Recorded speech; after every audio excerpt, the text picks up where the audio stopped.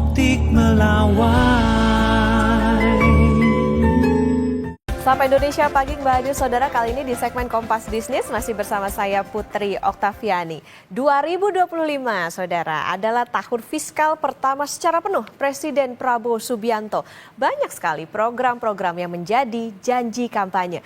Tetapi juga banyak kejutan-kejutan yang diberikan. Refocusing anggaran untuk program makan bergizi gratis, kemudian modal Danantara, lalu diskon tarif listrik sampai 50%, diskon tarif pesawat. Nah, sebelumnya juga pernah menaikkan gaji hakim. Terbaru saudara, pembagian THR dan tunjangan kinerja sampai 100%. Banyak sekali ya kebaikan hati yang diberikan Presiden Prabowo Subianto. Pertanyaannya, mampukah APBN kita mengakomodir niat baik ini? Kita ke data selanjutnya. Kenyataannya saudara, mimpi atau cita-cita besar Presiden harus menghadapi kekurangan uang. Tulang punggung yang membiayai banyak kebutuhan negara sedang kesulitan.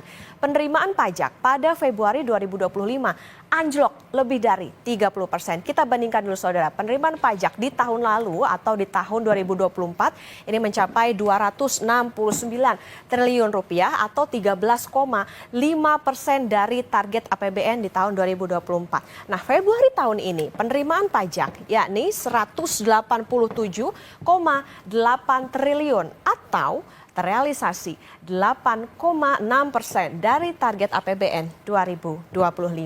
Pencapaian pajak awal tahun ini sudah anjlok 30,19% dibandingkan dengan tahun lalu. Nah, apa dampak pajak yang anjlok? Kita ke data selanjutnya.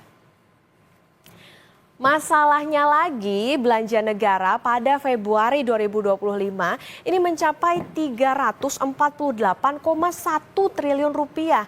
Dengan realisasi ini, APBN per Februari 2025 akhirnya defisit. Ini dia alias minus 31,2 triliun rupiah atau 0,13% terhadap produk domestik bruto atau PDB. Padahal saudara, periode yang sama di tahun lalu di Februari 2024 APBN kita masih surplus 26,04 triliun rupiah atau 0,11% terhadap PDB. Ini saudara adalah defisit fiskal pertama sejak tahun 2021. Apakah defisit yang lebar ini kalau penerimaan pajak yang anjlok ini jadi sinyal bahwa ekonomi sedang tidak baik-baik saja? Apakah jadi sinyal juga bahwa negara akan menarik utang lebih besar dari proyeksi? Kita ke data selanjutnya.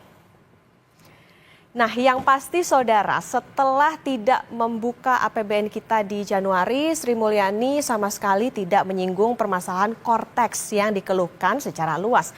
Masalah yang terjadi, kata Sri Mulyani, adalah karena masalah global yang menekan harga komoditas. Dalam paparan kinerja APBN kemarin, saudara, Menkyu juga menyoroti deflasi beruntun yang terjadi di awal tahun 2025. Menkyu Sri Mulyani bilang, deflasi itu merupakan hasil desain pemerintah seperti diskon tarif listrik dan bukan pertanda krisis.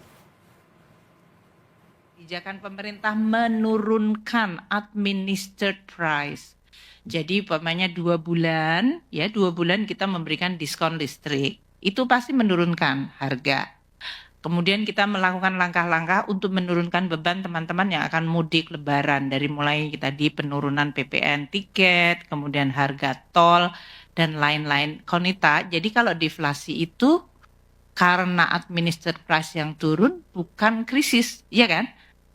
Bukan krisis kan, bener kan? Karena memang didesain untuk turun. Justru kalau kita lihat ini, dan tadi juga pemerintah mencoba menjaga daya beli masyarakat dengan membuat langkah-langkah menurunkan administered price, itu tujuannya supaya kita tetap stabil, makanya disebut resilient. Makanya kalau tadi saya sebutkan di dalam growth-nya, konsumsi rumah tangga masih tumbuh 4,96, itu adalah growth ya, tahun sampai akhir tahun, dan Januari Februari deflasi karena berbagai langkah tadi, harga pangan turun, kemudian beberapa diskon listrik, itu menunjukkan krisis nggak, Konita? Nggak kan ya? Itu upaya ya.